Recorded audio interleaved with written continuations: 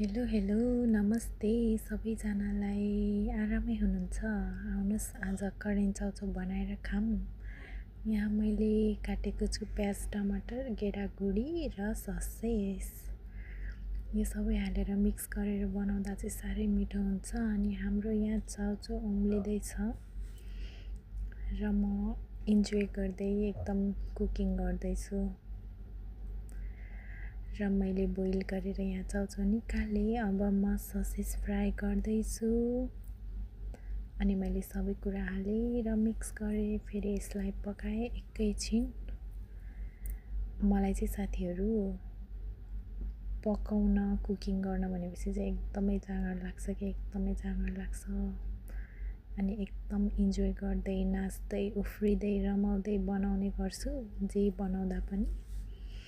अनि मैले यहाँ सबै कुरा रेडी गरेर चाउचाउ हालेर पनि मिक्स गरिसकेँ।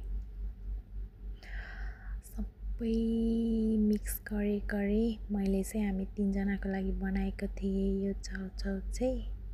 हेर्नु साथीहरू मैले मिक्स गरिरहेको छु एकदम इन्जोय गर्दै।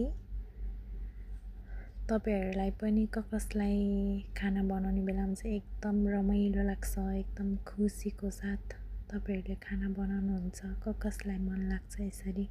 मलाई चाहिँ खाना बनाउने बेलामा एकदमै जाँगर लाग्छ अनि एकदम नाच्दै खाना बनाउँछु। र मैले यहाँ सर्भ गर्दै छु। फाइनली रेडी भयो। मैले चाहिँ एउटा प्लेटमा चाहिँ सर्भ गरेर अघि नै दिएँ अर्को साथीलाई। अनि हामी 2 जनाको लागि चाहिँ मैले यहाँ सर्भ गरेँ साथीहरू। अब म चाहिँ खाँदैछु। यस्तो भएको छ हेर्नु न। वाउ साह्रै मिठो भएको रहेछ है। मैले चाहिँ टेस्ट गरेको साह्रै